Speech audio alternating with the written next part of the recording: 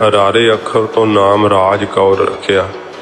ਉਸ ਬੀਬੀ ਰਾਜ ਕੌਰ ਦੀ ਕੁੱਖ ਤੋਂ ਹੀ ਐਸਾ ਮਹਾਬਲੀ ਯੋਧਾ ਸੂਰਬੀਰ ਮਹਾਰਾਜਾ ਰਣਜੀਤ ਸਿੰਘ ਸਾਹਿਬ ਜੀ ਦਾ ਜਨਮ ਹੋਇਆ। ਮਹਾਰਾਜਾ ਸਾਹਿਬ ਦਾ ਅਜੇ ਬਚਪਨ ਸੀਗਾ ਕਿ ਜਦੋਂ ਆਪ ਜੀ ਦੇ ਪਿਤਾ ਜੀ ਭਾਈ ਮਹਾਂ ਸਿੰਘ ਜੀ ਅਕਾਲ ਚਲਾਣਾ ਕਰ ਗਏ ਤੇ ਰਿਆਸਤ ਦਾ ਜ਼ਿੰਮੇਵਾਰੀ ਦਾ ਸਾਰਾ ਭਾਰ 4 ਸਾਲ ਦੀ ਆਯੂ ਵਿੱਚ ਆਪ ਦੇ ਮੋਢਿਆਂ ਤੇ ਆ ਪਿਆ। ਗੁਜਰਾਂਵਾਲੇ ਦੇ ਗੁਰਦੁਆਰੇ ਸਾਹਿਬ ਦੇ ਮੁੱਖ ਗ੍ਰੰਥੀ ਬਾਬਾ ਫੇਰੂ ਸਿੰਘ ਜੀ, ਉਹਨਾਂ ਨੇ ਮਹਾਰਾਜੇ ਨੂੰ ਧਾਰਮਿਕ ਵਿੱਦਿਆ ਪੜ੍ਹਾਈ, 10 ਪਾਤਸ਼ਾਹੀਆਂ ਦਾ ਜੀਵਨ ਪੜ੍ਹਾਇਆ, ਫਿਰ ਗੁਰਬਾਣੀ ਦੀ ਬੋਧ ਦਿੱਤਾ। ਮਹਾਰਾਜਾ ਸਾਹਿਬ ਰਿਆਸਤ ਦੇ ਸਰਦਾਰ ਬਣ ਕੇ, ਜਰਨੈਲ ਬਣ ਕੇ ਵੀ ਗੁਰਮਤਿ ਵਿੱਦਿਆ ਪੜ੍ਹਦੇ ਰਹੇ। ਕਈਆਂ ਇਤਿਹਾਸਕਾਰਾਂ ਨੇ ਲਿਖਿਆ ਹੈ ਕਿ ਮਹਾਰਾਜਾ ਸਾਹਿਬ ਲਿਖਣਾ ਤੇ ਪੜ੍ਹਨਾ ਬਿਲਕੁਲ ਨਹੀਂ ਸੀ ਜਾਣਦੇ, ਪਰ ਸਾਧ ਸੰਗਤ ਜੀ ਗੁਰਮੁਖੀ ਮਹਾਰਾਜਾ ਸਾਹਿਬ ਪੜ੍ਹ ਲੈਂਦੇ ਸੀ। ਫਾਰਸੀ ਵਿੱਚ ਸਾਰੇ ਹੀ ਜਿਹੜਾ ਹੈ ਖਾਲਸਾ ਰਾਜ ਦਾ ਸਰਕਾਰੀ ਕੰਮਕਾਜ ਉਹ ਫਾਰਸੀ ਅੱਖਰਾਂ ਵਿੱਚ ਚੱਲਦਾ ਸੀ। ਮਹਾਰਾਜਾ ਸਾਹਿਬ ਜਿਹੜਾ ਹੈ ਆਪਣੀ ਰਾਜ ਦੀ ਮੋਹਰ ਥੱਲੇ ਆਪ ਦਾ ਨਾਮ ਲਿਖ ਲੈਂਦੇ ਸੀਗੇ। ਤੋ ਇਹ ਦਸਤਾਵੇਜ਼ ਵੀ ਕਈਆਂ ਥਾਵਾਂ ਤੋਂ ਜਿਹੜੇ ਆ ਉਹ ਮਿਲਦੇ ਆ। ਸ਼ੇਰੇ ਪੰਜਾਬ ਜੀ ਨੇ ਇਹ ਗੁਰਮਤਿ ਦੀ ਵਿੱਦਿਆ ਗੁਜਰਾਂਵਾਲੇ ਦੇ ਵਿੱਚ ਹੀ ਗੁਰਦੁਆਰੇ ਸਾਹਿਬ ਤੋਂ ਪ੍ਰਾਪਤ ਕੀਤੀ। ਰਿਆਸਤ ਦਾ ਭਾਰ ਮੋਢਿਆਂ ਤੇ ਆਉਣ ਕਰਕੇ ਆਪ ਨੇ ਫਿਰ ਜੰਗੀ ਵਿੱਦਿਆ ਜਿਹੜੀ ਸੀ ਬੜੇ ਵੱਡੇ ਪੱਧਰ ਤੇ ਸਿੱਖੀ। ਬਹੁਤ ਜ਼ਿਆਦਾ ਘੋੜਸਵਾਰੀ ਦਾ ਸ਼ੌਂਕ ਸੀ, ਸ਼ਸਤਰ ਵਿੱਦਿਆ ਦਾ ਸ਼ੌਂਕ ਸੀ, ਜਿਸ ਕਰਕੇ ਆਪ ਜੀ ਬਹੁਤ ਜਲਦੀ ਹੀ ਇਹਨਾਂ ਦੇ ਧਨੀ ਹੋ ਗਏ ਤੇ ਛੋਟੀਆਂ ਮੋਟੀਆਂ ਰਿਆਸਤਾਂ ਜਿਹੜੀਆਂ ਸੀਗੀਆਂ ਉਹਨਾਂ ਨੂੰ ਆਪਣੇ ਵਿੱਚ ਮਿਲਾ ਕਰਕੇ ਇਹਨਾਂ ਨੇ ਗੁਜਰੇਵਾਲਾਂ ਦੇ ਅੰਦਰ ਇੱਕ ਉਹਦਾ ਬਾਗ ਦਾ ਨਾਮ ਸ਼ੇਰਾਂ ਵਾਲਾ ਬਾਗ ਹੈ। ਹੁਣ ਤਾਂ ਥੋੜਾ ਜਿਹਾ ਹੀ ਬਾਗ ਰਹਿ ਗਿਆ, ਜਿਹੜਾ ਸਰਕਾਰੀ ਦਸਤਾਵੇਜ਼ ਜਿਹੜੇ ਪੁਰਾਤਨ ਦੱਸਦੇ ਆ ਕਿ ਉਹ ਤਕਰੀਬਨ 50 ਕਿੱਲਿਆਂ ਵਿੱਚ ਮਹਾਰਾਜੇ ਦਾ ਬਾਗ ਹੁੰਦਾ ਸੀ ਤੇ ਉੱਥੇ ਫੌਜ ਉਤਰਦੀ ਹੁੰਦੀ ਸੀ ਤੇ ਉੱਥੇ ਇੱਕ 12ਦਰੀ ਬਣੀ ਹੋਈ ਹੈ। ਉਸ 12ਦਰੀ ਵਿੱਚ ਮਹਾਰਾਜਾ ਆਪਣਾ ਤਖਤ ਲਾ ਕਰਕੇ ਤੇ ਰਿਆਇਆ ਦੇ ਫੈਸਲੇ ਕਰਿਆ ਕਰਦੇ ਸੀ ਏਡੀ ਛੋਟੀ ਉਮਰ ਦੇ ਅੰਦਰ। ਆਪ ਦੇ ਜਿਹੜੇ ਵਜ਼ੀਰ ਸਨ, ਦੀਵਾਨ ਸਨ, ਉਹ ਬੜੇ ਹੀ ਲਿਆਕਤ ਵਾਲੇ ਸੀ। ਮਹਾਰਾਜੇ ਦੇ ਬਚਪਨ ਵਿੱਚ ਹੀ ਇੰਨੀ ਦੂਰਅੰਦੇਸ਼ੀ ਸੀ ਕਿ ਉਹਨਾਂ ਨੂੰ ਫੈਸਲਿਆਂ ਦੇ ਵਿੱਚ ਆਪ ਰਹਿਨੁਮਾਈ ਦਿੰਦੇ। ਫਿਰ ਵਕਤ ਆਇਆ ਜਦੋਂ ਬਹੁਤ ਛੋਟੀ ਆਯੂ ਵਿੱਚ ਹੀ ਮਹਾਰਾਜੇ ਨੇ ਲਾਹੌਰ ਦੇ ਉੱਤੇ ਕਬਜ਼ਾ ਕੀਤਾ। ਲਾਹੌਰ ਦੇ ਉਸ ਸ਼ਾਹੀ ਕਿਲੇ ਦੇ ਉੱਤੇ ਖਾਲਸਾਈ ਪਰਚਮ ਲਹਿਰਾਇਆ, ਜਿਸ ਲਾਹੌਰ ਦੇ ਸ਼ਾਹੀ ਕਿਲੇ ਨੇ ਕਦੇ ਗੁਰੂ ਜੀ ਦੀ ਸ਼ਹਾਦਤ ਦੇ ਫਰਮਾਨ ਜਾਰੀ ਕੀਤੇ ਸੀ, ਕਦੇ ਜਿਸ ਲਾਹੌਰ ਦੇ ਸ਼ਾਹੀ ਕਿਲੇ ਦੇ ਅੰਦਰ ਜਹਾਂਗੀਰ ਵਰਗੇ, ਸ਼ਾਹਜਹਾਂ ਵਰਗੇ ਬਾਦਸ਼ਾਹ ਨਿਵਾਸ ਕਰਦੇ, ਕਦੇ ਇੱਥੇ ਆ ਕਰਕੇ ਜ਼ਕਰੀਆ ਖਾਨ ਵਰਗਿਆਂ ਨੇ ਬਹੁਤ ਜ਼ਿਆਦਾ ਲਹੂ ਦੀ ਹੋਲੀ ਖੇਡੀ, ਸਿੱਖਾਂ ਦੇ ਸਿਰਾਂ ਦੇ ਮੁੱਲ ਪਏ। ਉਹੀ ਲਾਹੌਰ ਹੈ ਜਿੱਥੇ ਆਲੇ ਦੁਆਲੇ ਕਿਤੇ ਵੀ ਸਿੱਖ ਮਿਲ ਜੇ ਤੇ ਉਸਦੇ ਸਿਰ ਦਾ ਮੁੱਲ ਪੈਂਦਾ ਸੀ। ਉਸੇ ਹੀ ਲਾਹੌਰ ਦੇ ਸ਼ਾਹੀ ਕਿਲੇ ਦੇ ਉੱਤੇ ਕੇਸਰੀ ਨਿਸ਼ਾਨ ਮਹਾਰਾਜੇ ਨੇ ਝੁਲਾਇਆ ਤੇ ਇਸ ਸਮੇਂ ਹੰਨੇ ਦੀ ਸਰਦਾਰੀ ਨੂੰ ਖਤਮ ਕਰਕੇ ਵਿਸ਼ਾਲ ਖਾਲਸਾ ਰਾਜ ਕਾਇਮ ਕਰਕੇ ਸਾਧ ਸੰਗਤ ਜੀ ਜਿਹੜੀ ਸੀ ਮਹਾਰਾਜੇ ਦੀ ਪਦਵੀ ਹਾਸਲ ਕੀਤੀ।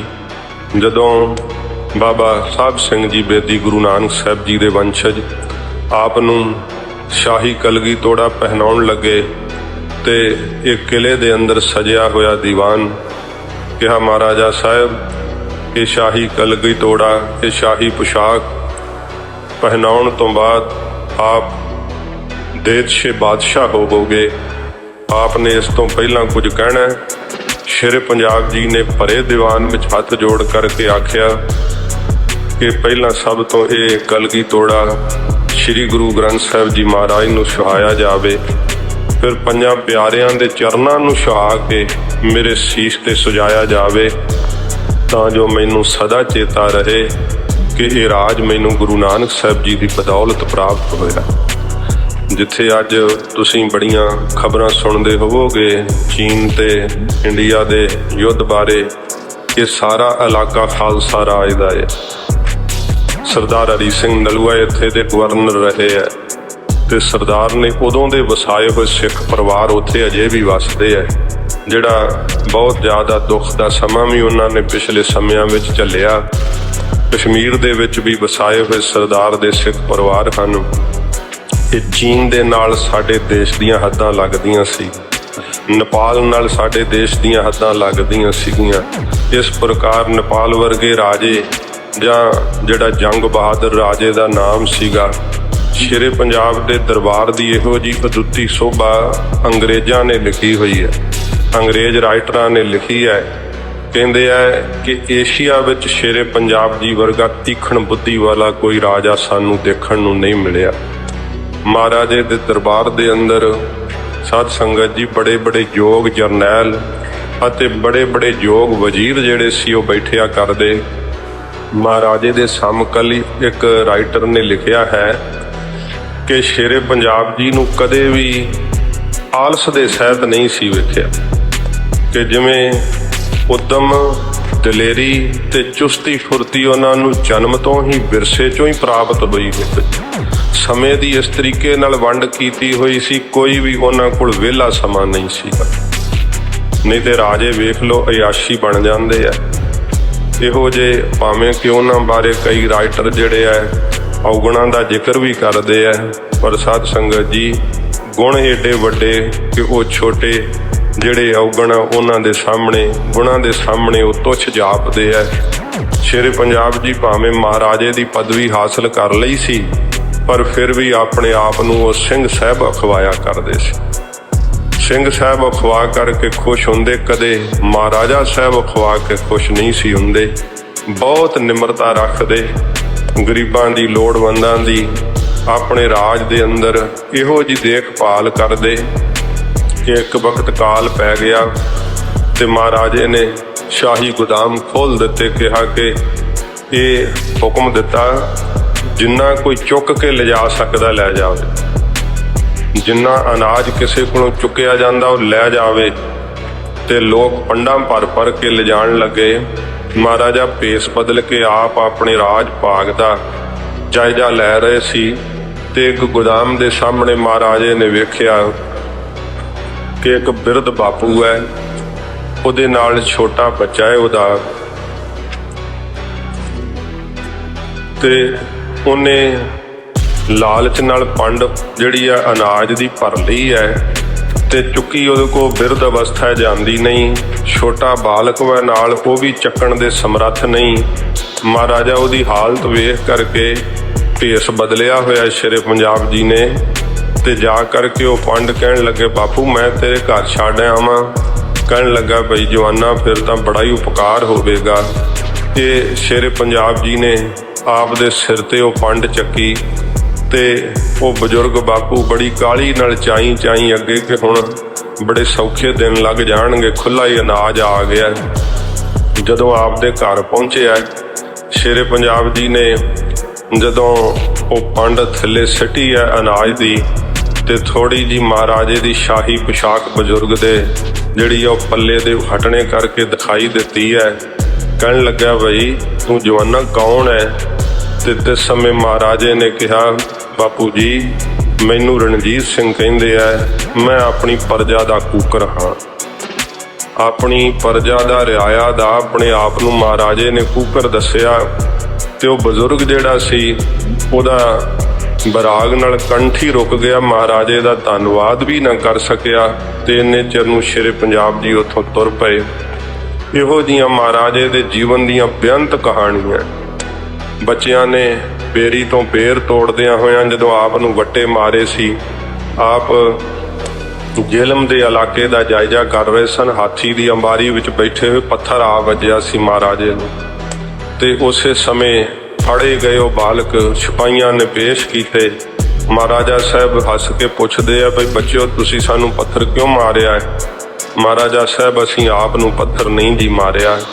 ਫਿਰ ਕੀ ਗੱਲ ਹੈ? ਕਹਿੰਦੇ ਮਹਾਰਾਜਾ ਸਾਹਿਬ ਅਸੀਂ ਤਾਂ ਬੇਰ ਖਾਣ ਵਾਸਤੇ ਬੇਰੀ ਨੂੰ ਪੱਥਰ ਮਾਰ ਰਹੇ ਸਾਂ ਤੇ ਸਾਥੋਂ ਮਹਾਰਾਜਾ ਸਾਹਿਬ ਤੁਹਾਨੂੰ ਪੱਥਰ ਵੱਜ ਗਿਆ, ਸਾਡੀ ਸਰਕਾਰ ਜਾਨ ਮਾਫੀ ਕਰੇ।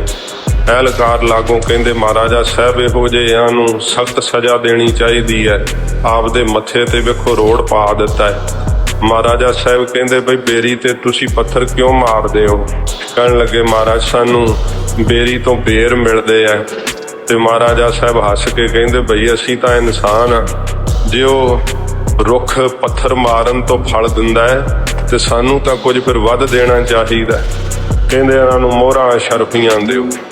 ਮਹਾਰਾਜੇ ਸਾਹਿਬ ਨੇ ਉਹਨਾਂ ਨੂੰ ਮੋਹਰਾਂ ਅਸ਼ਰਫੀਆਂ ਨਾਲ ਝੋਲੀਆਂ ਭਰ ਦਿੱਤੀਆਂ ਕਿ ਬੇਰੀ ਫਲ ਦਿੰਦੀ ਹੈ ਤੇ ਸਾਨੂੰ ਕੁਝ ਵੱਧ ਫਲ ਦੇਣਾ ਚਾਹੀਦਾ। ਇਹੋ ਜਿਹਾ ਮਹਾਰਾਜਾ ਸਾਹਿਬ ਦਾ ਸੁਭਾਅ ਸੀ। ਤੇ ਸਾਧ ਸੰਗਤ ਜੀ, ਇਵੇਂ ਇਤਿਹਾਸਕਾਰਾਂ ਨੇ ਜ਼ਿਕਰ ਕੀਤਾ ਹੈ ਕਿ ਰਾਜ ਦੇ ਕਿਸੇ ਕੋਨੇ ਦੀ ਖਬਰ ਇਹੋ ਜਿਹਾ ਇਲਾਕਾ ਨਹੀਂ ਸੀ ਕਿ ਜਿੱਥੋਂ ਦੀ ਖਬਰ ਮਹਾਰਾਜਾ ਸਾਹਿਬ ਆਪ ਨਹੀਂ ਸੀ ਰੱਖਦੇ। ਗੁਪਤਚਰਾਂ ਨੂੰ ਆਪ ਮਿਲਿਆ ਕਰਦੇ ਸੀ। ਜਦੋਂ ਕਿਤੇ ਤੁਸੀਂ ਲਾਹੌਰ ਜਾਣ ਦਾ ਤੁਹਾਨੂੰ ਮੌਕਾ ਮਿਲੇ, ਤਕਰੀਬਨ ਬਹੁਤਿਆਂ ਕਿਲਿਆਂ ਵਿੱਚ ਇਹ ਮਿਲ ਜਾਂਦਾ ਹੈ, ਪਰ ਉਹ ਸ਼ੇਰੇ ਪੰਜਾਬ ਜੀ ਦੇ ਬਣਾਏ ਹੋਏ ਵਕਤ ਤੇ ਜਦੋਂ ਤੁਸੀਂ ਮੁੱਖ ਦਰਵਾਜ਼ੇ ਤੇ ਪਹੁੰਚੋਗੇ ਤੇ ਛੋਟੇ ਛੋਟੇ ਤੁਹਾਨੂੰ ਘੁਰਨੇ ਜੇ ਦਿਖਾਈ ਦੇਣਗੇ, ਆਲੇ ਬਣੇ ਹੋਏ ਜਿਵੇਂ ਕਬੂਤਰਾਂ ਦੇ ਤੇ ਵੱਡਿਆਂ ਬਾਜਾਂ ਦੇ। ਤੇ ਉਹ ਫਿਰ ਤੁਸੀਂ ਜਦੋਂ ਪੁੱਛ ਲਿਓ ਕਿਸੇ ਨੂੰ ਕਿ ਇਹ ਕੀ ਕਾਰਨ ਹੈ, ਇਹ ਬਾਜਾਂ ਦੇ ਤੇ ਕਬੂਤਰਾਂ ਦੇ ਘੁਰਨੇ ਕਿਉਂ ਬਣੇ ਹੋਏ ਆ? ਜਿਹੜੇ ਜਿਹੜੇ ਇਲਾਕੇ ਤੋਂ ਬਾਜ ਜਾਂ ਕਬੂਤਰ ਡਾਕ ਲੈ ਕੇ ਆਉਂਦੇ ਸੀ, ਉਸੇ ਆਲੇ ਵਿੱਚ ਆ ਕਰਕੇ ਬੈਠਦੇ ਸੀ। ਕਬੂਤਰਾਂ ਤੇ ਬਾਜਾਂ ਰਾਹੀਂ ਡਾਕ ਜਿਹੜੀ ਸੀ ਨਾ, ਚਿੱਠੀਆਂ, ਇਹ ਸਾਧ ਸੰਗਤ ਜੀ ਆਉਂਦੀਆਂ ਤੇ ਜਾਂਦੀਆਂ ਸੀਗੀਆਂ ਉਹਨਾਂ ਸਮਿਆਂ ਦੇ ਅੰਦਰ। ਭਾਵੇਂ ਕਿ ਪਹਿਲਾਂ ਘੋੜਸਵਾਰਾਂ ਰਾਹੀਂ ਵੀ ਸੁਨੇਹੇ ਆਉਂਦੇ ਸੀਗੇ, ਪਰ ਸ਼ੇਰੇ ਪੰਜਾਬ ਜੀ ਨੇ ਕਬੂਤਰਾਂ ਤੇ ਬਾਜਾਂ ਨੂੰ ਜਿਹੜਾ ਸੀ ਇਸ ਡਾਕ ਦੇ ਆਦਾਨ ਪ੍ਰਦਾਨ ਵਾਸਤੇ ਬਾਹਲਾ ਵਰਤਿਆ। ਤੇ ਹਰੇਕ ਤਕਰੀਬਨ ਇਲਾਕੇ ਦੀ ਮਹਾਰਾਜਾ ਸਾਹਿਬ ਆਪ ਖਬਰ ਰੱਖਦੇ ਸੀ। ਜਦੋਂ ਕਿਧਰੇ ਕੋਈ ਰਿਆਸਤ ਦੇ ਉੱਤੇ ਚੜ੍ਹਾਈ ਕਰਦਾ, ਕਿਉਂਕਿ ਕਈ ਮੁਹਿੰਮਾਂ ਜਿਹੜੀਆਂ ਸੀ ਮਹਾਰਾਜੇ ਨੇ ਆਪ ਫਤਿਹ ਕੀਤੀਆਂ। ਮਹਾਰਾਜੇ ਦੀਆਂ ਉਹ ਸ੍ਰੀ ਸਾਹਿਬਾਂ ਅੱਜ ਵੀ ਸਾਡੇ ਗੁਰ ਅਸਥਾਨਾਂ ਤੇ ਸੁਭਾਏਮਾਨ ਨੇ।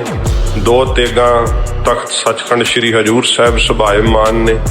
ਇੱਕ ਮਹਾਰਾਜੇ ਦੀ ਤੇਗ ਕੇਂਦਰੀ ਅਜਾਇਬ ਘਰ ਸੱਚਖੰਡ ਸ੍ਰੀ ਹਰਿਮੰਦਰ ਸਾਹਿਬ ਵਿਖੇ ਬਿਰਾਜਮਾਨ ਹੈ। ਉਹ ਤੇਗ ਹੈ ਜਿਸ ਨਾਲ ਮਹਾਰਾਜੇ ਨੇ ਕਸੂਰ ਫਤਿਹ ਕੀਤੀ ਸੀ। ਤੋਂ ਬੜੇ ਬੜੇ ਮਹਾਰਾਜੇ ਦੇ ਜਿਹੜੇ ਸ਼ਸਤਰ ਹਨ ਉਹ ਸਾਧ ਸੰਗਤ ਜੀ ਇੰਗਲੈਂਡ ਦੇ ਵਿੱਚ ਵੀ ਪਏ ਹੋਏ ਆ, ਕਿਉਂਕਿ ਜਿਸ ਸਮੇਂ ਅੰਗਰੇਜ਼ ਨੇ ਸਾਡੇ ਰਾਜ ਦੇ ਉੱਤੇ ਆ ਕਰਕੇ ਕਬਜ਼ਾ ਕੀਤਾ ਸੀ ਨਾ, ਸਾਰੀ ਦੁਨੀਆ ਨੂੰ ਲੁੱਟਣ ਦੇ ਨਾਲ ਉਹਨੂੰ ਇੰਨਾ ਖਜ਼ਾਨਾ ਨਹੀਂ ਸੀ ਮਿਲਿਆ ਜਿੰਨਾ ਉਹਨੂੰ ਲਾਹੌਰ ਦੇ ਸ਼ਾਹੀ ਖਜ਼ਾਨੇ ਵਿੱਚੋਂ ਏਡਾ ਮਾਲ ਪ੍ਰਾਪਤ ਹੋਇਆ ਸੀ, ਕਿਉਂਕਿ ਅਸੀਂ ਬਹੁਤ ਅਮੀਰ ਸਾਂ। ਸਾਡੇ ਕੋਲ ਤਾਂ ਬਾਹਰ ਦੇ ਜਰਮਨ ਦੇਸ਼ ਦੇ, ਜਾਪਾਨ ਦੇਸ਼ ਦੇ ਜਿਹੜੇ ਡਾਕਟਰ ਲੋਕ ਸੀ ਉਹ ਆ ਕਰਕੇ ਨੌਕਰੀਆਂ ਕਰਿਆ ਕਰਦੇ ਸਨ। ਜਿੱਡੀ ਮਹਾਰਾਜੇ ਦੀ ਤਾਕਤ ਸੀ, ਹਰ ਕੋਈ ਰਾਜਾ ਮਹਾਰਾਜਾ ਸਾਹਿਬ ਨਾਲ ਮਿੱਤਰਤਾ ਕਰਨੀ ਚਾਹੁੰਦਾ ਸੀ। ਖਾਲਸਾਈ ਫੌਜ ਦੀ ਏਡੀ ਵੱਡੀ ਤਾਕਤ ਸੀ ਕਿ ਕਿਸੇ ਦੀ ਇੰਨੀ ਜ਼ਿਆਦਾ ਜੁਰਤ ਨਹੀਂ ਸੀ ਕਿ ਖਾਲਸਾ ਰਾਜ ਦੇ ਨਾਲ ਲੋਹਾ ਲੈ ਸਕੇ। ਖਾਲਸਾ ਰਾਜ ਤੋਂ ਸਭ ਰਿਆਸਤਾਂ ਡਰਦੀਆਂ ਸੀ। ਇਹੋ ਜਿਹਾ ਮਹਾਰਾਜੇ ਨੇ ਸਿੱਕਾ ਕਾਇਮ ਕੀਤਾ ਸੀ।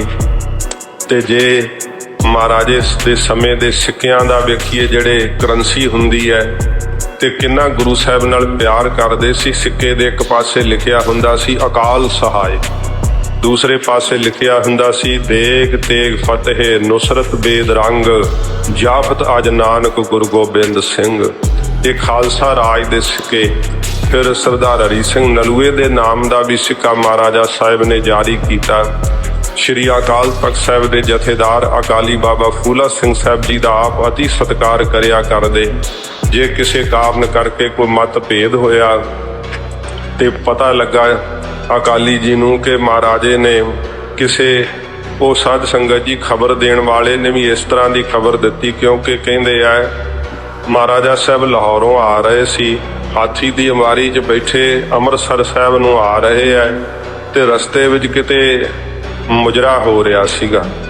ਤੇ ਉਹ ਇਲਾਕੇ ਦੇ ਲੋਕ ਇਕੱਠੇ ਹੋ ਕੇ ਮਹਾਰਾਜਾ ਸਾਹਿਬ ਕੋਲ ਆ ਗਏ। ਉਹਨਾਂ ਨੂੰ ਪਤਾ ਲੱਗਾ ਕਿ ਮਹਾਰਾਜਾ ਸਾਹਿਬ ਦੀ ਸਵਾਰੀ ਲੰਘ ਰਹੀ ਹੈ। ਕਹਿਣ ਲੱਗੇ ਮਹਾਰਾਜਾ ਸਾਹਿਬ, ਜੇ ਸਾਡੇ ਇੱਥੇ ਤੁਸੀਂ ਹੁੰਦੇ ਜਾਓ ਤਾਂ ਬੜੀ ਮਹਾਰਾਜ ਸਾਡੀ ਵੀ ਜਿਹੜੀ ਇੱਜ਼ਤ ਵਧੇਗੀ। ਤੇ ਮਹਾਰਾਜਾ ਸਾਹਿਬ ਜਦੋਂ ਉੱਥੋਂ ਦੀ ਲੰਘੇ ਆ, ਉਹ ਮੋਰਾ ਨਾਮੇ ਕੰਜਰੀ ਜਿਹੜੀ ਨਾਚ ਕਰ ਰਹੀ ਸੀ, ਲੋਕ ਪੈਸੇ ਦੇ ਰਹੇ ਸੀ, ਸ਼ੇਰੇ ਪੰਜਾਬ ਜੀ ਨੇ ਵੀ ਸੋਨੇ ਦਾ ਕੈਂਠਾ ਦੇਤਾ। ਤੇ ਜਦੋਂ ਅਕਾਲੀ ਜੀ ਨੂੰ ਪਤਾ ਲੱਗਿਆ ਤੇ ਫਿਰ ਅਕਾਲੀ ਜੀ ਨੇ ਪਹਿਲਾਂ ਸੁਨੇਹਾ ਘੱਲਿਆ ਸੀਗਾ। ਕਹਿੰਦੇ ਕਿ ਉਸ ਸੁਨੇਹੇ ਤੇ ਸ਼ੇਰੇ ਪੰਜਾਬ ਜੀ ਨੇ ਕਿਹਾ ਕਿ ਕੋਈ ਗੱਲ ਨਹੀਂ, ਇਹ ਕਿਹੜੀ ਕੋਈ ਵੱਡੀ ਗੱਲ ਹੈ। ਤੇ ਪਰ ਅਕਾਲ ਤਖਤ ਸਾਹਿਬ ਦਾ ਆਇਆ ਹੋਇਆ ਸੁਨੇਹਾ ਮਹਾਰਾਜੇ ਨੂੰ ਉਸ ਤੇ ਜਾਣਾ ਚਾਹੀਦਾ ਸੀ, ਪਰ ਅਣਗੌਲਿਆਂ ਕਰ ਲਿਆ, ਜਿਸ ਕਰਕੇ ਫਿਰ ਅਕਾਲੀ ਜੀ ਨੂੰ ਸ੍ਰੀ ਅਕਾਲ ਤਖਤ ਸਾਹਿਬ ਤੋਂ ਹੁਕਮ ਜਾਰੀ ਕਰਨਾ ਪਿਆ। ਮਹਾਰਾਜੇ ਨੂੰ ਸਿੱਖੀ ਵਿੱਚੋਂ ਛੇਕਣਾ ਪਿਆ। ਤੇ ਜਦੋਂ ਕਹਿੰਦੇ ਆ ਇਹ ਜਿਹੜਾ ਕਿਲੇ ਤੋਂ ਬਾਹਰ ਸਾਧ ਸੰਗਤ ਜੀ, ਉਹ 12 ਦਰੀ, ਉਹਨੂੰ ਦੀਵਾਨੇ ਆਮ ਕਿਹਾ ਜਾਂਦਾ। ਉੱਥੇ ਮਹਾਰਾਜਾ ਸਾਹਿਬ ਰਿਆਇਆ ਨੂੰ ਮਿਲਦੇ ਹੁੰਦੇ ਸੀ, ਅੰਦਰ ਦੀਵਾਨੇ ਖਾਸ ਹੁੰਦਾ ਸੀ। ਉੱਥੋਂ ਮਹਾਰਾਜੇ ਦੀ ਪਾਲਕੀ ਜਦੋਂ ਸਭਾ ਸਮਾਪਤ ਹੋਈ, ਉੱਠ ਕੇ ਚੱਲੀ ਹੈ। ਲਾਹੌਰ ਦੇ ਲੋਕ ਨਮਸਕਾਰਾਂ ਕਰਨ ਲਈ ਉਹਨਾਂ ਦਾ ਤਾਂਤਾ ਲੱਗਿਆ ਰਹਿੰਦਾ। ਅੱਜ ਕੋਈ ਵੀ ਨਮਸਕਾਰ ਨਹੀਂ ਕਰ ਰਿਹਾ। ਜੇ ਕੋਈ ਮਿਲਿਆ ਵੀ ਰਾਹਗੀਰ ਤਾਂ ਮਹਾਰਾਜੇ ਨੂੰ ਪਿੱਠ ਕਰ ਲਈ। ਪੁੱਛਿਆ ਮਹਾਰਾਜੇ ਨੇ ਕਿ ਕੀ ਕਾਰਨ ਹੈ, ਅੱਜ ਇਹ ਲਾਹੌਰ ਦੇ ਸਿੱਖ ਸਾਨੂੰ ਫਤਿਹ ਨਹੀਂ ਬੁਲਾਉਂਦੇ। ਦੱਸਿਆ ਅਮੀਰਾਂ ਵਜ਼ੀਰਾਂ ਨੇ ਕਿ ਮਹਾਰਾਜਾ ਸਾਹਿਬ ਆਪ ਨੂੰ ਸ੍ਰੀ ਅਕਾਲ ਤਖਤ ਸਾਹਿਬ ਤੋਂ ਛੇਕ ਦਿੱਤਾ ਗਿਆ। ਜਦੋਂ ਇਉਂ ਮਹਾਰਾਜੇ ਨੇ ਸੁਣਿਆ ਤੇ ਵੇਖ ਲਓ, ਆਪਣੇ ਆਪ ਨੂੰ ਸਿੱਖੀ ਵਿੱਚ ਸ਼ਾਮਲ ਰੱਖਣ ਲਈ ਮਹਾਰਾਜੇ ਨੇ ਨੰਗੀ ਪੈਰੇ ਤੁਰ ਕੇ ਅੰਮ੍ਰਿਤਸਰ ਸਾਹਿਬ ਆਉਣਾ ਕੀਤਾ। ਇੱਥੇ ਜਦੋਂ ਫਿਰ ਅਕਾਲੀ ਬਾਬਾ ਫੂਲਾ ਸਿੰਘ ਸਾਹਿਬ ਜਥੇਦਾਰ ਸ੍ਰੀ ਅਕਾਲ ਤਖਤ ਸਾਹਿਬ ਉੱਤੇ ਚਬੂਤਰੇ ਤੇ ਬੈਠੇ ਵੀਰ ਆਸਣ ਲਾ ਕੇ, ਤੇ ਅਪਰਾਧੀ ਨੂੰ ਜਿਵੇਂ ਖਿਲਾਰੀ ਦਾ ਨਾ, ਉਵੇਂ ਸਾਹਮਣੇ ਸ਼ੇਰੇ ਪੰਜਾਬ ਜੀ ਨੂੰ ਖਿਲਾਰਿਆ। ਇਮਲੀ ਦਾ ਬੂਟਾ ਉੱਥੇ ਲੱਗਾ ਹੋਇਆ ਹੈ। ਤੇ ਜਦੋਂ ਆ ਨੀਲਾ ਤਾਰਾ ਸਾਕਾ ਹੋਇਆ ਸੀ, ਉਹ ਬੰਬਾਂ ਦੇ ਨਾਲ ਉੱਡ ਗਿਆ ਸੀ ਬੂਟਾ। ਤੇ ਦੁਬਾਰਾ ਫਿਰ ਉਸ ਬੂਟੇ ਨੂੰ ਲਾਇਆ ਸ਼੍ਰੀਮਾਨ ਸੰਤ ਬਾਬਾ ਠਾਕੁਰ ਸਿੰਘ ਜੀ ਨੇ। ਤੇ ਉਹ ਪੁੱਛਦੇ ਕਿ ਇਹ ਜ਼ਰੂਰੀ ਕਿਉਂ ਹੈ ਲਾਉਣਾ, ਇਹਦੀ ਕਿਹੜਾ ਕਿਸੇ ਛਾਵੇਂ ਬੈਠਣਾ, ਇਹਨੂੰ ਕਿਹੜਾ ਕੋਈ ਫਲ ਲੱਗਦਾ ਹੈ। ਕਹਿੰਦੇ ਸਾਡੇ ਇਤਿਹਾਸ ਦੀ ਨਿਸ਼ਾਨਦੇਹੀ ਕਰਦਾ ਏ। ਇਮਲੀ ਦਾ ਬੂਟਾ ਸਾਡੀਆਂ ਆਉਣ ਵਾਲੀਆਂ ਨਸਲਾਂ ਨੂੰ ਸਦਾ ਦਿਖਾਉਂਦਾ ਰਹੇਗਾ ਕਿ ਧਰਮ ਨੇ ਰਾਜਨੀਤੀ ਨੂੰ ਇੱਥੇ ਬੰਨਿਆ ਸੀ, ਤਖਤ ਦੇ ਜਥੇਦਾਰ ਨੇ ਇੱਥੇ ਬੰਨਿਆ ਸੀ ਰਾਜੇ ਨੂੰ, ਤੇ ਸਦਾ ਰਾਜਨੀਤੀ ਅਧੀਨ ਰਹੇਗੀ ਧਰਮ ਦੀ। ਇਹ ਇਮਲੀ ਦਾ ਬੂਟਾ ਸਦਾ ਕੌਮ ਨੂੰ ਇਹ ਸੁਨੇਹਾ ਦਿੰਦਾ ਰਹੇਗਾ। ਜਦੋਂ ਮਹਾਰਾਜਾ ਸਾਹਿਬ ਜੀ ਨੂੰ ਅਕਾਲੀ ਜੀ ਨੇ ਹੁਕਮ ਦਿੱਤਾ ਕਿ ਇਮਲੀ ਦੇ ਰੁੱਖ ਨਾਲ ਬੰਨ੍ਹ ਦਿੱਤਾ ਜਾਵੇ, ਸ਼ੇਰੇ ਪੰਜਾਬ ਜੀ ਨੂੰ ਜਦੋਂ ਬੰਨ੍ਹ ਲਿਆ ਗਿਆ ਤੇ ਫਿਰ ਜਦੋਂ ਹੁਕਮ ਸੁਣਾਇਆ ਕਿ ਇਹਨਾਂ ਨੂੰ ਕੋਟੜਿਆਂ ਦੀ ਸਜ਼ਾ ਲਾਈ ਜਾਵੇ, ਸ਼ੇਰੇ ਪੰਜਾਬ ਜੀ ਨੇ ਫਿਰ ਬਹੁਤ ਨਿਮਰਤਾ ਤੇ ਹਲੀਮੀ ਨਾਲ ਆਖਿਆ, ਖਾਲਸਾ ਜੀ ਜਿੰਨੇ ਮੇਰੇ ਵਿੱਚ ਔਗਣ ਨੇ ਸਾਰੇ ਇੱਥੇ ਕੱਢ ਦਿਓ, ਮੈਨੂੰ ਪਰਲੋਕ 'ਚ ਲੇਖਾ ਨਾ ਦੇਣਾ ਪਵੇ, ਮੈਂ ਹਾਜ਼ਰ ਹਾਂ ਆਪ ਦੇ ਸਾਹਮਣੇ। ਇੰਨੀ ਨਿਮਰਤਾ ਵੇਖ ਕਰਕੇ ਫਿਰ ਅਕਾਲੀ ਜੀ ਨੇ ਕਿਹਾ ਕਿ ਭਾਈ ਹੁਣ ਨਾ ਮਾਰੇ, ਵੱਜਿਆਂ ਵਰਗੇ ਹੋ ਗਏ। ਫਿਰ ਸ਼ੇਰੇ ਪੰਜਾਬ ਜੀ ਨੂੰ ਸੇਵਾ ਲਾਈ ਗਈ। ਇਹ ਸਾਧ ਸੰਗਤ ਜੀ ਮਹਾਰਾਜੇ ਦੇ ਸਮੇਂ ਦੇ ਇਤਿਹਾਸਕਾਰ ਲਿਖਦੇ ਐ ਕਿ ਸ਼ੇਰੇ ਪੰਜਾਬ ਕਿਸੇ ਨੂੰ ਜਵਾਬਦੇਹ ਨਹੀਂ ਸੀ ਸਿਵਾਏ ਖਾਲਸੇ ਤੋਂ। ਖਾਲਸਾ ਹੀ ਆਪ ਨੂੰ ਜਵਾਬਦੇਹੀ ਕਰ ਸਕਦਾ ਸੀ। ਜੇ ਕੋਈ ਗੱਲਬਾਤ ਆਪ ਨੂੰ ਕਰੜੇ ਰੁੱਖ ਵਿੱਚ ਕਰਦੇ ਸਨ ਤੇ ਸਿਵਾਏ ਅਕਾਲੀ ਬਾਬਾ ਫੂਲਾ ਸਿੰਘ ਸਾਹਿਬ ਤੋਂ ਕੋਈ ਨਹੀਂ ਸੀ ਕਰ ਸਕਦਾ। ਇਹੋ ਜਿਹਾ ਮਹਾਰਾਜਾ ਖਾਲਸੇ ਦਾ ਸਤਿਕਾਰ ਕਰਦੇ। ਤੇ ਸਾਧ ਸੰਗਤ ਜੀ ਏਡਾ ਸਾਡਾ ਵਿਸ਼ਾਲ ਰਾਜ, ਏਡਾ ਸੁਖੀ ਰਾਜ ਕਿ ਉਸ ਰਾਜ ਦੀਆਂ ਦਾਤਾਂ ਦਿੰਦੇ ਐ, ਉਸ ਰਾਜ ਦੇ ਹਵਾਲੇ ਦਿੰਦੇ ਐ ਕਿ ਮਹਾਰਾਜੇ ਦਾ ਰਾਜ ਸੀਗਾ ਤੇ ਰਾਤ ਨੂੰ ਵੀ ਸੋਨੇ ਦੀਆਂ ਦੁਕਾਨਾਂ ਖੁੱਲੀਆਂ ਹੁੰਦੀਆਂ ਸੀ, ਵਿੱਚ ਮਾਲਕ ਨਹੀਂ ਸੀ ਹੁੰਦੇ, ਕਿਉਂਕਿ ਸਰਕਾਰ ਵੱਲੋਂ ਹੁਕਮ ਸੀਗਾ ਕਿ ਜਿਹਦਾ ਜਿੰਨਾ ਨੁਕਸਾਨ ਹੋ ਜਾਵੇ ਸਰਕਾਰ ਭਰੇਗੀ, ਕਿਸੇ ਨੇ ਆਪਣੀ ਦੁਕਾਨ ਨੂੰ ਤਾਲਾ ਨਹੀਂ ਮਾਰਨਾ। ਲਾਹੌਰ ਦੇ ਬਾਜ਼ਾਰ ਰਾਤ ਨੂੰ ਵੀ ਖੁੱਲੇ ਰਹਿੰਦੇ ਸੀਗੇ। ਇੰਨਾ ਸਤਯੁਗ ਦਾ ਸਮਾਂ ਜਾਣੋ ਮਹਾਰਾਜੇ ਨੇ ਲਾ ਦਿੱਤਾ ਸੀ। ਕਹਿੰਦੇ ਐ ਕਿ ਕੁੱਤੇ ਦੇ ਗਲ ਵਿੱਚ ਪਿਆ ਹੋਇਆ ਸੋਨੇ ਦਾ ਕੈਂਠਾ ਵੀ ਕੋਈ ਨਹੀਂ ਸੀ ਉਤਾਰਦਾ। ਇੰਨੇ ਲੰਮੇ ਰਾਜ ਵਿੱਚ ਸ਼ੇਰੇ ਪੰਜਾਬ ਜੀ ਨੇ ਕਦੇ ਕਿਸੇ ਨੂੰ ਫਾਹੇ ਨਹੀਂ ਸੀ ਟੰਗਿਆ, ਫਾਂਸੀ ਦੀ ਸਜ਼ਾ ਨਹੀਂ ਸੀ ਸੁਣਾਈ। ਜਦੋਂ ਆਪ ਕਿਲੇ ਦੇ ਵਿੱਚ ਕਿਤੇ ਜਾਓ ਵੇਖਣ ਨੂੰ, ਉੱਥੇ ਸਾਧ ਸੰਗਤ ਜੀ ਕੁਝ ਇਤਿਹਾਸ ਦੀਆਂ ਨਿਸ਼ਾਨਦੇਹੀਆਂ ਨੇ, ਕਿਉਂਕਿ ਹੈ ਤਾਂ ਉਹ ਪੁਰਾਤਨ ਕਿਲਾ, ਪਰ ਸ਼ੇਰੇ ਪੰਜਾਬ ਜੀ ਨੇ ਆਪਣੀ ਰਿਹਾਇਸ਼ਗਾਹ ਵਾਸਤੇ ਉਹਨੂੰ ਆਪਣੇ ਤਰੀਕੇ ਨਾਲ ਤਬਦੀਲ ਕੀਤਾ ਸੀਗਾ। ਮਹਾਰਾਜੇ ਜੀ ਜਿੱਥੇ ਆਪਣੀ ਖੁਦ ਰਿਹਾਇਸ਼ ਹੈ ਨਾ, ਉੱਥੇ ਹੋਰ ਕੋਈ ਨਹੀਂ ਰਹਿ ਸਕਦਾ ਹੁੰਦਾ ਜਿੱਥੇ ਮਹਾਰਾਜਾ ਸਾਹਿਬ ਆਪ ਰਹਿੰਦੇ ਆ। ਤੇ ਇੱਕ ਸਾਧ ਸੰਗਤ ਜੀ ਰਣਵਾਸ ਹੁੰਦਾ ਹੈ, ਉਹ ਬਿਲਕੁਲ ਜਿੱਥੇ ਰਾਣੀਆਂ ਦੀ ਰਿਹਾਇਸ਼ ਹੁੰਦੀ ਹੈ ਉਹ ਉਸ ਦੇ ਬਿਲਕੁਲ ਹੀ ਨਜ਼ਦੀਕ ਹੈ। ਪਰ ਜਿੱਥੇ ਮਹਾਰਾਜੇ ਦਾ ਦੀਵਾਨੇ ਖਾਸ, ਜਿੱਥੇ ਮਹਾਰਾਜਾ ਸਾਹਿਬ ਦਰਬਾਰ ਲਾਇਆ ਕਰਦੇ ਸੀ, ਉਸ ਤੋਂ ਅਗਲੇ ਬੰਨੇ ਹਟਵਾ ਹੈ। ਜਿੱਥੇ ਮਹਾਰਾਜਾ ਸਾਹਿਬ ਦੀ ਰਿਹਾਇਸ਼ ਹੈ, ਪੌੜੀਆਂ ਚੜ੍ਹ ਕੇ ਇੱਕ ਚਬੂਤਰਾ ਬਣਿਆ ਹੈ ਉੱਪਰ। ਜੇ ਤੁਸੀਂ ਪੁੱਛੋ ਕਿ ਇਹ ਚਬੂਤਰਾ ਗੁਰਦੁਆਰੇ ਸਾਹਿਬ ਨਿਮਾ ਹੈ, ਕਿਉਂਕਿ ਆਪਣੇ ਗੁਰਦੁਆਰੇ ਸਾਹਿਬ ਦੇ ਜਿਹੋ ਜਿਹੇ ਗੁੰਬਦ ਹੁੰਦੇ ਆ, ਉਹੋ ਜਿਹੇ ਮੁਸਲਮਾਨਾਂ ਦੀਆਂ ਇਮਾਰਤਾਂ ਦੇ ਉਹ ਨਹੀਂ ਜਿਹੜੇ ਸਾਧ ਸੰਗਤ ਜੀ ਬਣਤਰਾਂ ਦਿਖਾਈ ਦਿੰਦੇ। ਤੇ ਜਦੋਂ ਵੇਖਿਆ ਤੇ ਉਹਦੀ ਤਾਂ ਗੁਰਦੁਆਰਾ ਸਾਹਿਬ ਵਰਗੀ ਚਬੂਤਰੇ ਦੀ ਸ਼ਕਲ ਬਣੀ ਹੋਈ ਹੈ। ਤੇ ਜਿਸ ਸਮੇਂ ਪੁੱਛਣ ਤੋਂ ਪਤਾ ਲੱਗਿਆ ਕਿ ਇੱਥੇ ਸ੍ਰੀ ਗੁਰੂ ਗ੍ਰੰਥ ਸਾਹਿਬ ਜੀ ਦਾ ਪ੍ਰਕਾਸ਼ ਹੁੰਦਾ ਸੀ ਤੇ ਸ਼ੇਰੇ ਪੰਜਾਬ ਜੀ ਆਪਣੇ ਦਿਨ ਦਾ ਬਹੁਤਾ ਵਕਤ ਗੁਰੂ ਗ੍ਰੰਥ ਸਾਹਿਬ ਜੀ ਦੀ ਬਾਣੀ ਉੱਥੇ ਬੈਠ ਕੇ ਸੁਣਿਆ ਕਰਦੇ ਸੀ। ਜੇ ਆਪਣੇ ਕੋਲ ਉਹਨਾਂ ਕੋਲ ਦਿਨ ਦਾ ਵਕਤ ਵੇਲ ਹੁੰਦਾ ਨਾ ਰਾਜਸੀ ਕੰਮਾਂ ਕਾਰਾਂ ਤੋਂ, ਤੇ ਆਪਣੇ ਉਸ ਚਬੂਤਰੇ ਵਿੱਚ ਚੜ ਜਾਂਦੇ ਉੱਚੇ ਥਾਂ ਤੇ ਜਿੱਥੇ ਗੁਰੂ ਗ੍ਰੰਥ ਸਾਹਿਬ ਜੀ ਮਹਾਰਾਜ ਦੀ ਬਾਣੀ ਆਪ ਸੁਣਿਆ ਕਰਦੇ। ਆਪਦੇ ਜੀਵਨ ਵਿੱਚ ਘੰਟਿਆਂ ਬੱਧੀ ਹਰਿਮੰਦਰ ਸਾਹਿਬ ਆ ਕੇ ਕੀਰਤਨ ਸੁਣਦੇ, ਮਹਾਰਾਜ ਦੀ ਬਾਣੀ ਸੁਣਿਆ ਕਰਦੇ। ਫਿਰ ਸਾਧ ਸੰਗਤ ਜੀ ਉਸ ਮਹਾਰਾਜੇ ਦੀ ਰਿਹਾਇਸ਼ ਦੇ ਬਿਲਕੁਲ ਕੰਧ ਦੇ ਨਾਲ ਉਹ ਤਖਤ ਅਜੇ ਤੱਕ ਕਾਇਮ ਹੈ। ਕਿਰ ਰਿਹਾ ਦਿਵਾਲਿਓਂ, ਪੌੜੀਆਂ ਨਹੀਂ ਚੜ੍ਹਨ ਨੂੰ ਹੈਗੀਆਂ, ਜਿੱਥੇ ਸ਼ੇਰੇ ਪੰਜਾਬ ਜੀ ਸੋਨੇ ਦੇ ਤਖਤ ਦੇ ਉੱਤੇ ਬੈਠਿਆ ਕਰਦੇ ਸੀ। ਤੇ ਸੱਜੇ ਪਾਸੇ ਨੂੰ ਸ਼ਹਿਜ਼ਾਦਿਆਂ ਦੀ ਜਿਹੜੀ ਹੈ ਉਹ ਕੁਰਸੀਆਂ ਹੁੰਦੀਆਂ ਸੀਗੀਆਂ, ਤੇ ਖੱਬੇ ਪਾਸੇ ਨੂੰ ਅਮੀਰਾਂ ਤੇ ਵਜ਼ੀਰਾਂ ਦੀਆਂ ਕੁਰਸੀਆਂ ਹੁੰਦੀਆਂ ਸੀ। ਆਪੋ ਆਪਣੀ ਥਾਵਾਂ ਤੇ ਜਰਨੈਲ ਖੜੇ ਹੁੰਦੇ ਸੀਗੇ, ਤੇ ਥੱਲੇ ਜਿਹੜੇ ਸੀ ਉਹ ਸੁਗਾਤਾਂ ਭੇਟ ਕਰਨ ਵਾਲੇ। ਕਦੇ ਕਿਸੇ ਦੇਸ਼ ਦਾ ਕੋਈ ਬਾਦਸ਼ਾਹ ਆਇਆ ਹੈ, ਕਿਸੇ ਦੇਸ਼ ਦਾ ਕੋਈ ਅਮੀਰ ਵਜ਼ੀਰ ਆਇਆ ਹੈ। ਉਸ ਸਮੇਂ ਦੇ ਇੱਕ ਚਿੱਤਰਕਾਰ ਨੇ ਜਿਹੜਾ ਅੰਗਰੇਜ਼ ਸੀ, ਉਹਨੇ ਫੋਟੋ ਜਿਹੜੀ ਆ ਉਹ ਚਿੱਤਰਕਾਰੀ ਲਾਹੌਰ ਦੇ ਸ਼ਾਹੀ ਕਿਲੇ ਅੰਦਰ ਲੱਗੀ ਹੋਈ ਹੈ। ਤੇ ਇੱਕ ਜਿਹੜਾ ਦਿਖਾਇਆ ਗਿਆ ਤਸਵੀਰ ਦੇ ਅੰਦਰ, ਉਹਦਾ ਨਾਮ ਲਿਖਿਆ ਹੋਇਆ ਹੈ। ਮਹਾਰਾਜੇ ਦੇ ਬਿਲਕੁਲ ਸੱਜੇ ਹੱਥ ਫਕੀਰ ਅਜ਼ੀਜ਼ੁਦੀਨ ਖਲੋਇਆ ਕਰਦੇ ਸੀ। ਮੁਸਲਮਾਨ ਸਨ। ਵੇਖ ਲਓ, ਜੇ ਵੇਖੀਏ ਨਾ ਤੇ ਲਾਹੌਰ ਦੇ ਸ਼ਾਹੀ ਕਿਲੇ ਦੇ ਸਾਹਮਣੇ ਬਿਲਕੁਲ ਸ਼ਾਹੀ ਮਸਜਿਦ ਹੈ। ਮਹਾਰਾਜੇ ਨੇ ਆਪਣੇ ਰਾਜ ਕਾਲ ਦੇ ਅੰਦਰ ਜਿੰਨਾ ਮਸਜਿਦਾਂ ਨੂੰ ਵਿਕਸਿਤ ਕੀਤਾ, ਮੰਦਿਰਾਂ ਨੂੰ ਵਿਕਸਿਤ ਕੀਤਾ, ਤੇ ਜਿਹੜੇ ਅੱਜ ਕਹੀ ਜਾਂਦੇ ਆ ਕਿ ਜੇ ਸਿੱਖਾਂ ਦੇ ਹੱਥ ਰਾਜ ਆ ਗਿਆ ਨਾ ਮਸੀਤਾਂ ਮੰਦਿਰ ਢਾਹ ਦੇਣੇ ਸਾਰੇ। ਸਾਡੇ ਰਾਜ ਦੀ ਤਵਾਰੀਖ ਦੱਸਦੀ ਹੈ ਕਿ ਸਾਡੇ ਰਾਜ ਵਿੱਚ ਸਾਰੇ ਧਰਮ ਪ੍ਰਫੁੱਲਤ ਹੋਏ। ਹੁਣ ਸਿੱਖ ਤਾਂ ਮਹਾਰਾਜਾ ਸਾਹਿਬ ਆਪ ਸੀਗੇ, ਇਸ ਕਰਕੇ ਆਪਣੇ ਗੁਰਧਾਮਾਂ ਦੀ ਵੀ ਬਹੁਤ ਵੱਡੇ ਪੱਧਰ ਤੇ ਮਹਾਰਾਜਾ ਸਾਹਿਬ ਨੇ ਸੇਵਾ ਕੀਤੀ। ਇਹ ਨਹੀਂ, ਮੰਦਿਰਾਂ ਤੇ ਵੀ ਸੋਨੇ ਚੜਾਉਣ ਦੀ ਸੇਵਾ ਕੀਤੀ ਹੈ। ਵਿਸ਼ਵਨਾਥ ਦਾ ਮੰਦਿਰ ਕਾਂਸ਼ੀ ਦੇ ਅੰਦਰ ਮੂੰਹ ਬੋਲ ਦੀ ਤਸਵੀਰ ਹੈ ਮਹਾਰਾਜੇ ਨੇ, ਜਿਹਦੇ ਉੱਤੇ ਸੋਨੇ ਦੀ ਸੇਵਾ ਕਰਵਾਈ ਹੈ। ਕੁਰਾਨ ਸ਼ਰੀਫ ਸੋਨੇ ਦੀ ਲਿਖਵਾਈ ਹੈ। ਇਹ ਮਹਾਰਾਜੇ ਦੇ ਜੀਵਨ ਇਤਿਹਾਸ ਵਿੱਚ ਸਾਧ ਸੰਗਤ ਜੀ ਸਭ ਕੁਝ ਮਿਲਦਾ ਹੈ। ਆਪ ਸ਼ਰੀਰ ਕਰਕੇ ਏਡੇ ਬਲੀ ਸੀ, ਜਿਉਂਦੇ ਸ਼ੇਰ ਆਪ ਨੇ ਜਿਹੜੇ ਸੀ ਨਾ, ਸੰਗਲ ਮਾਰ ਕੇ ਇੱਕ ਗੇਟ ਤੇ ਬੰਨੇ ਹੁੰਦੇ ਸੀ, ਜਿੱਧਰੋਂ ਦੀ ਮਹਾਰਾਜਾ ਸਾਹਿਬ ਲਾਹੌਰ ਦੇ ਅੰਦਰ ਪ੍ਰਵੇਸ਼ ਕਰਦੇ ਸੀ। ਉਹਦੇ ਗੇਟ ਦਾ ਨਾਮ ਹੀ ਅਜੇ ਤੱਕ ਵੀ ਸ਼ੇਰਾਂ ਵਾਲਾ ਗੇਟ ਹੈ। ਉਧਰੋਂ ਦੀ ਮਹਾਰਾਜਾ ਸਾਹਿਬ ਪ੍ਰਵੇਸ਼ ਕਰਿਆ ਕਰਦੇ ਸੀ। ਤੋ ਸਾਧ ਸੰਗਤ ਜੀ, ਅੰਗਰੇਜ਼ ਨੇ ਸਾਡੀ ਇਸ ਸਲਤਨਤ ਦੀ ਤਾਕਤ ਨੂੰ ਵੇਖ ਕਰਕੇ ਮੂੰਹ ਨਹੀਂ ਸੀ ਇੱਧਰ ਨੂੰ ਕੀਤਾ। ਬਾਕੀ ਸਭ ਰਿਆਸਤਾਂ ਉਹਨੇ ਦਬਾ ਲਈਆਂ ਸੀ। ਸ਼ੇਰੇ ਪੰਜਾਬ ਜੀ ਨਾਲ ਸੰਧੀ ਕੀਤੀ, ਜਿਹੜੀ ਰੋਪੜ ਦੀ ਸੰਧੀ ਨਾਮ ਦੇ ਨਾਲ ਮਸ਼ਹੂਰ ਹੈ। ਇਤਿਹਾਸਕਾਰ ਇਸ ਗੱਲ ਦੇ ਉੱਤੇ ਬੜਾ ਆਪਦਾ ਸ਼ੰਕਾ ਪ੍ਰਗਟਾਉਂਦੇ ਹੈ ਕਿ ਮਹਾਰਾਜਾ ਸਾਹਿਬ ਜਦੋਂ ਅੰਗਰੇਜ਼ ਨਾਲੋਂ ਸੰਧੀ ਦੇ ਉੱਤੇ ਮੁਲਾਕਾਤ ਤੇ ਗਏ ਸੀ, ਅੰਗਰੇਜ਼ ਨੇ ਦਾਵਤ ਦਿੱਤੀ। ਐਸੀ ਉਹ ਦਾਵਤ ਖਾ ਕਰਕੇ ਆਏ ਕਿ ਦਿਨ ਬਰ ਦਿਨ ਮਹਾਰਾਜੇ ਦਾ ਸਰੀਰ ਖੀਣ ਹੁੰਦਾ ਚਲਿਆ ਗਿਆ।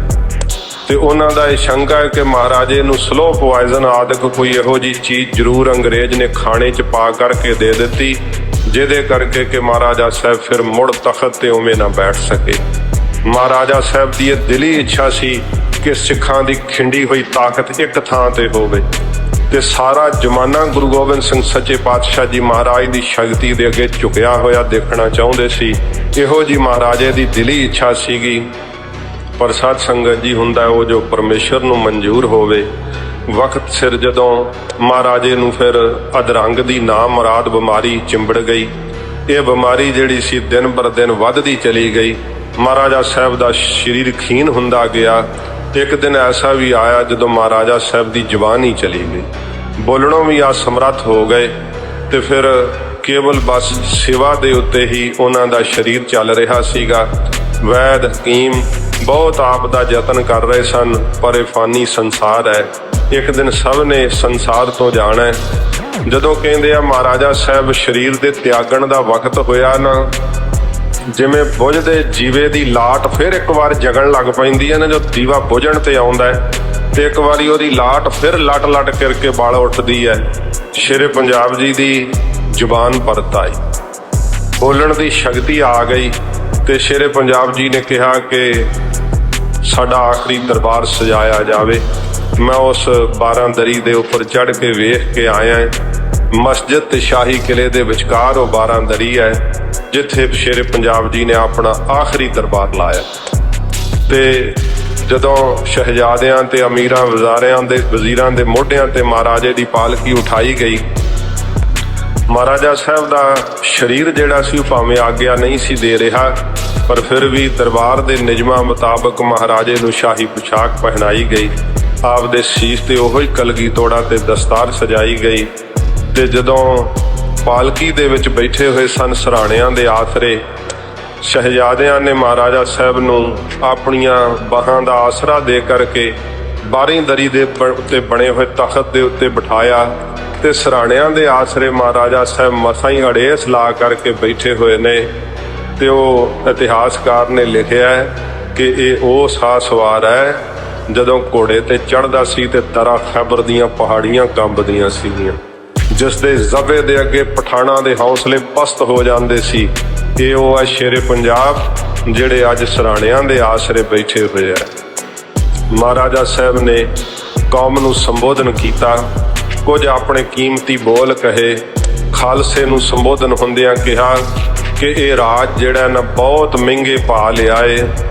ਕਈ ਐਸੀਆਂ ਵੀ ਲੜਾਈਆਂ ਜਿਹੜੀਆਂ ਸਾਧ ਸੰਗਤ ਜੀ ਇਤਿਹਾਸ ਦੇ ਅੰਦਰ ਗੁੰਮਨਾਮ ਨੇ।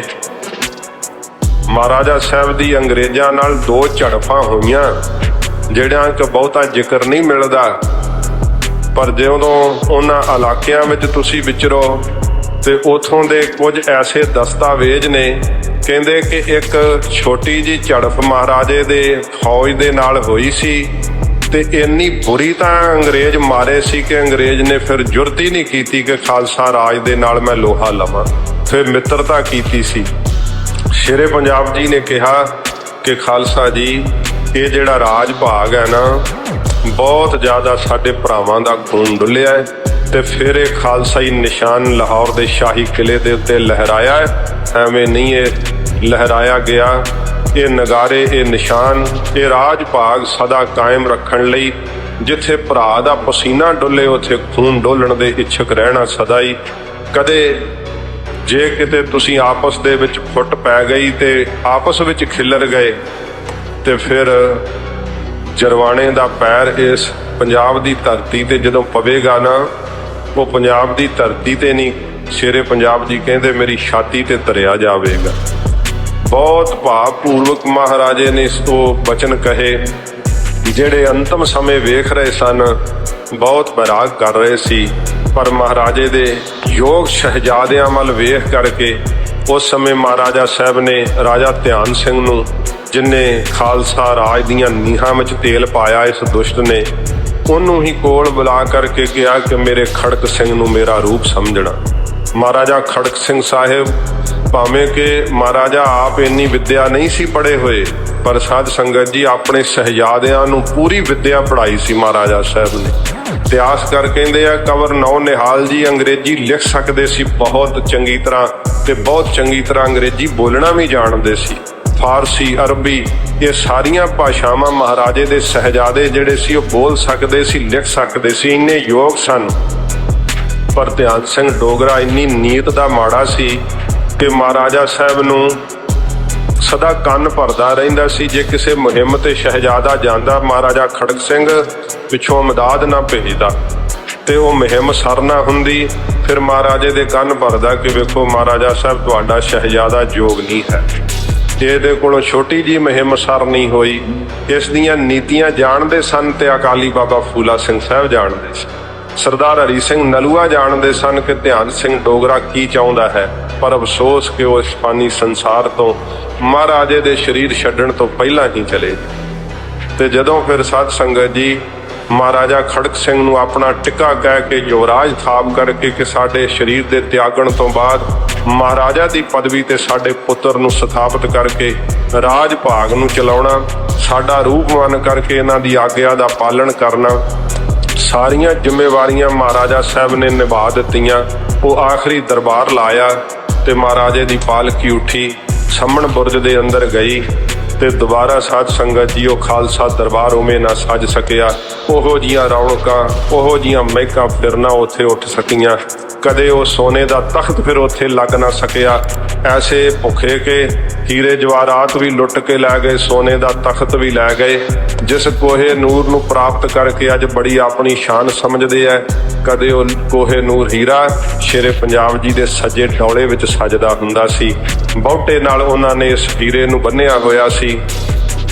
ਇੱਕ ਮਹਾਰਾਜਾ ਸਾਹਿਬ ਨੇ ਕਹਿੰਦੇ ਆ, ਮਹਾਰਾਜਾ ਸਾਹਿਬ ਨੇ ਗੁਰੂ ਹਰਰਾਏ ਸਾਹਿਬ ਜੀ ਦੇ ਨਾਂ ਤੇ ਇੱਕ ਮਿਸਲ ਕਾਇਮ ਕੀਤੀ ਸੀ। ਇੱਕ ਜਿਹੜਾ ਰੈਜੀਮੈਂਟ ਬਣਾਈ ਸੀ, ਜਿਵੇਂ ਰੈਜੀਮੈਂਟਾਂ ਹੁੰਦੀਆਂ, ਉਹਦੇ ਵਿੱਚ 2200 ਘੋੜ ਸਵਾਰ ਸਨ ਤੇ ਉਹ ਸਾਰੇ ਖਾਨਦਾਨੀ ਸਨ ਤੇ ਸਾਰੇ ਹੀ ਤਕਰੀਬਨ 6 ਫੁੱਟ ਤੋਂ ਉੱਚੇ ਸਨ। ਗੱਜ-ਗੱਜ ਚੌੜੀਆਂ ਛਾਤੀਆਂ ਸੀ ਉਹਨਾਂ ਦੀਆਂ। ਜਦੋਂ ਸ਼ੇਰੇ ਪੰਜਾਬ ਜੀ ਲਾਹੌਰ ਦੇ ਅੰਦਰ ਦਿਨ ਤਿਉਹਾਰ ਦੇ ਅੰਦਰ ਉਹ ਜਲੂਸ ਕੱਢਿਆ ਕਰਦੇ ਨਾ, ਤੇ ਉਹ 2200 ਘੋੜ ਸਵਾਰ ਸ਼ੇਰੇ ਪੰਜਾਬ ਜੀ ਦੇ ਨਾਲ ਤੁਰਦੇ ਸੀ ਤੇ ਆਪ ਮਹਾਰਾਜਾ ਸਾਹਿਬ ਲੈਲਾ ਘੋੜੇ ਦੇ ਉੱਤੇ ਸਵਾਰ ਹੁੰਦੇ ਸਨ। ਦੁਨੀਆ ਤੋਂ ਥਾਵਾਂ ਤੋਂ ਲੋਕ ਵੇਖਣ ਵਾਸਤੇ ਆਉਂਦੇ ਸੀ ਇਸ ਦਿਨ ਨੂੰ, ਸ਼ੇਰੇ ਪੰਜਾਬ ਨੇ ਘੋੜੇ ਤੇ ਸਵਾਰ ਹੋਣਾ। ਮਹਾਰਾਜੇ ਸਾਹਿਬ ਦੀ ਸੋਭਾ ਵੇਖ ਕਰਕੇ ਭਾਵੇਂ ਕਿ ਬਚਪਨ ਵਿੱਚ ਚੇਚਕ ਦੀ ਬਿਮਾਰੀ ਨਾਲ ਆਪ ਦੀ ਖੱਬੀ ਅੱਖ ਜਾਂਦੀ ਲੱਗੀ ਸੀ, ਚੇਚਕ ਦੇ ਬੜੇ ਦਾਗ ਸਨ ਮੁਖ ਦੇ ਉੱਤੇ, ਪਰ ਇੰਨਾ ਪ੍ਰਤਾਪ ਸੀ ਫਿਰ ਵੀ ਕਿ ਮਹਾਰਾਜੇ ਦਾ ਦਰਸ਼ਨ ਕਰਨ ਲਈ ਲੋਕ ਆਇਆ ਕਰਦੇ। ਆਪ ਦੁਸ਼ਹਿਰੇ ਤੇ ਦਰਬਾਰ ਲਾਉਂਦੇ, ਬਸੰਤੀ ਦਰਬਾਰ ਲੱਗਦਾ, ਬੜੇ ਵਪਾਰੀ ਆਉਂਦੇ ਤੇ ਸਾਧ ਸੰਗਤ ਜੀ ਏਡਾ ਉਹਨੂੰ ਉੱਥੋਂ ਧਨ ਮਾਲ ਖੱਟ ਕੇ ਜਾਂਦੇ। ਕਹਿੰਦੇ ਬਸੰਤੀ ਦਰਬਾਰ ਵਿੱਚ ਜੇ ਦੁਕਾਨ ਲਾ ਲਈ ਤੇ ਸਾਰੇ ਸਾਲ ਦਾ ਹੀ ਮੁਨਾਫਾ ਖੱਟ ਲਿਆ। ਐਡਾ ਸਾਡਾ ਰਾਜ ਵਿਕਸਿਤ ਹੁੰਦਾ ਸੀ, ਜਿੱਥੇ ਹਰ ਕੋਈ ਆਉਣਾ ਪਸੰਦ ਕਰਦਾ ਸੀ, ਵਪਾਰ ਕਰਨਾ ਪਸੰਦ ਕਰਦਾ ਸੀ। ਤੇ ਸ਼ੇਰੇ ਪੰਜਾਬ ਜੀ ਨੇ ਫਿਰ ਸਾਧ ਸੰਗਤ ਜੀ 70 ਸਾਲ ਦੀ ਤਕਰੀਬਨ ਆਜੂ ਭੋਗ ਕਰਕੇ ਸੰਮਣ ਬੁਰਜ ਦੇ ਅੰਦਰ ਆਖਰੀ ਸਾਹ ਲਿਆ ਸੀ। ਮਹਾਰਾਜਾ ਸਾਹਿਬ ਜੀ ਦੀ ਚਿਖਾ ਜਿਹੜੀ ਸੀ, ਜਿੱਥੇ ਮਹਾਰਾਜੇ ਦਾ ਸਮਾਧਾ ਬਣਿਆ ਹੋਇਆ, ਇੱਥੇ ਚਿਖਾ ਸਜਾਈ ਗਈ ਸੀ ਤੇ ਮਹਾਰਾਜੇ ਦੀ ਚਿਖਾ ਦੇ ਅੰਦਰ ਇਤਿਹਾਸਕਾਰਾਂ ਨੇ ਜ਼ਿਕਰ ਕੀਤਾ ਹੈ ਕਿ 4 ਰਾਣੀਆਂ ਤੇ 7 ਗੋਲੀਆਂ ਨਾਲ ਸਤੀ ਹੋਈਆਂ ਸਨ। ਸ਼ੇਰੇ ਪੰਜਾਬ ਜੀ ਦਾ ਅੱਜ ਦੇ ਦਿਨ ਅਕਾਲ ਚਲਾਣਾ ਹੋਇਆ ਹੈ। ਉਹਨਾਂ ਦੀ ਬਰਸੀ ਦੇ ਸੰਬੰਧ ਵਿੱਚ ਉਹਨਾਂ ਦੇ ਜੀਵਨ ਤੇ ਕੁਝ ਸਾਧ ਸੰਗਤ ਜੀ ਸੰਖੇਪ ਜੀ ਆਪ ਨਾਲ ਸਾਂਝ ਪਾਈ ਹੈ। ਬੜਾ ਸਾਡਾ ਸ਼ਾਨਾ ਮੱਤਾ ਇਤਿਹਾਸ, ਇਹ ਮਹਾਰਾਜੇ ਨੇ ਜੋ ਇਤਿਹਾਸ ਸਿਰਜ ਕੇ ਦਿੱਤਾ ਹੈ, ਇਹ ਬੜਾ ਵਿਲੱਖਣ ਹੈ।